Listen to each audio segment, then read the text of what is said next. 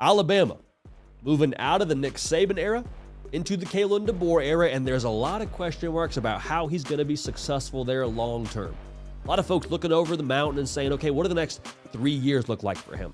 His contract details came out. Surprise, surprise. He's getting paid, is Kalen DeBoer, as he should, given his resume and given the fact that this job is as high profile as it is. But let's just kind of take a look at the present moment, because we try to be in the moment here. I mean, like, we try and value where our feet are. And what does it take for Alabama and Kalen DeBoer to win in year one? I think there's a couple of factors to that. Make sure you subscribe. Quick shout out to y'all. We appreciate y'all being dialed in. Alabama fans and everyone alike. Year-round deal here. You can tell we're talking about it year-round with the tongue twisters. Year-round deal. Make sure you subscribe. We appreciate you for that. Okay. So here's the formula, if you will. We had Dr. Dukes, Philip Dukes, a.k.a. Dukes the Scoop, on this show last week, kind of giving his prescription for Alabama football to be successful on the recruiting trail.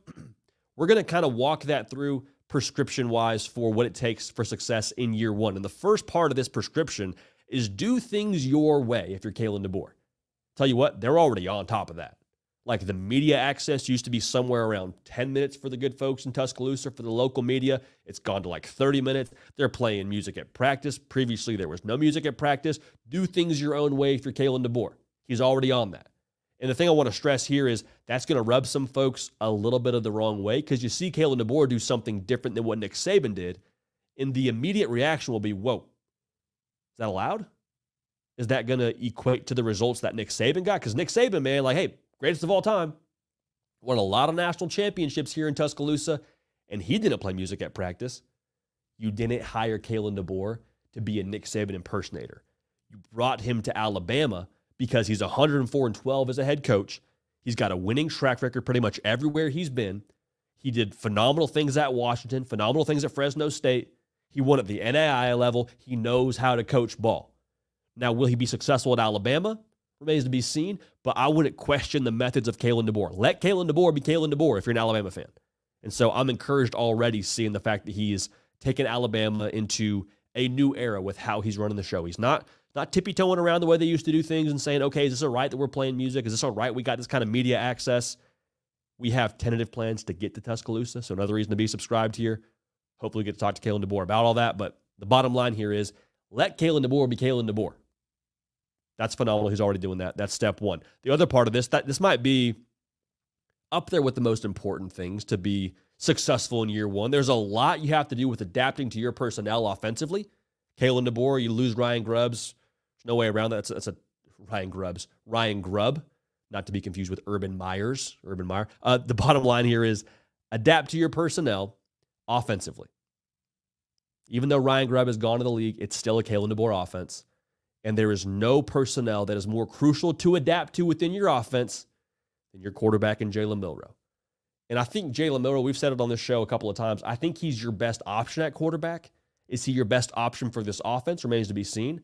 I fully expect him to be the starter for Alabama throughout the course of the season.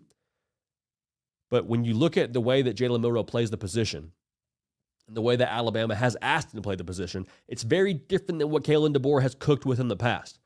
Look at guys like Michael Penix Jr. at Washington, Jake Haener at Fresno State before him.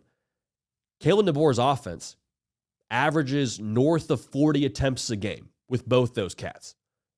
Passing, all right? So Jalen Milroe last year, they were living in that 23 attempts a game, almost half of what they were asking their quarterbacks to do in previous systems. As good a quarterback as Jalen Milroe is, you have to play to his skill set. You can't ask Jalen Milroe to be Michael Penix Jr. If you do that, it's not going to be effective. And so great chefs, they can cook with different ingredients. Doesn't matter what you give them.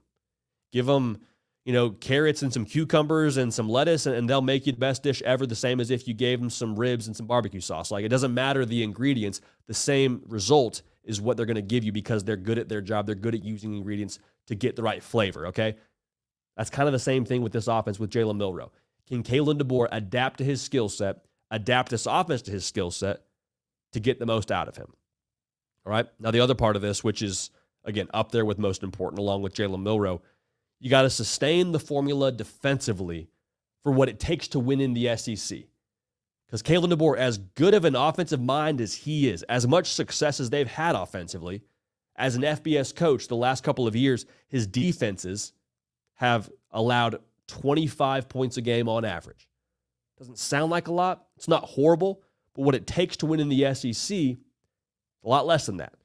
Take a look at the previous SEC champions going back all the way to 2018. 2018 Alabama, that defense allowed 18 points a game. LSU in 2019, the team that was known for having one of the lesser defenses because how much they scored offensively with Joe Burrow and Jamar Chase, they allowed 22 points a game.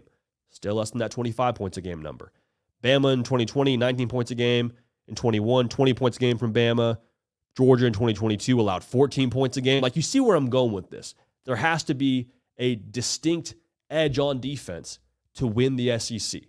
And that's not so much a thing where Kalen DeBoer has to, like, adapt himself so much as it is you have to make sure you made that right hire with Kane Womack.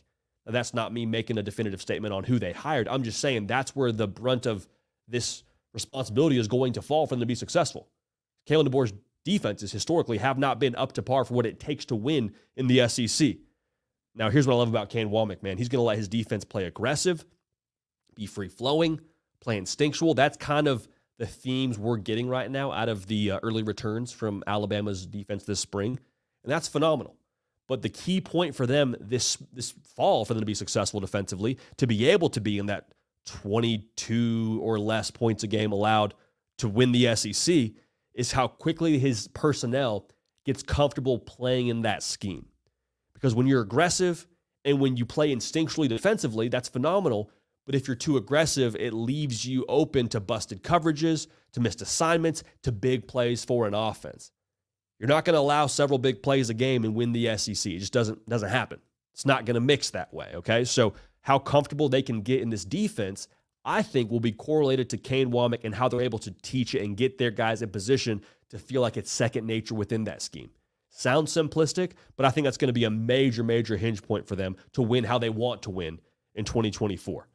So I love the way that he's already making it his own team. It's a new Alabama. It's a new era, new chapter. That is very, very clear by how they're running practice, by how we're getting access to Alabama for the first time in almost 2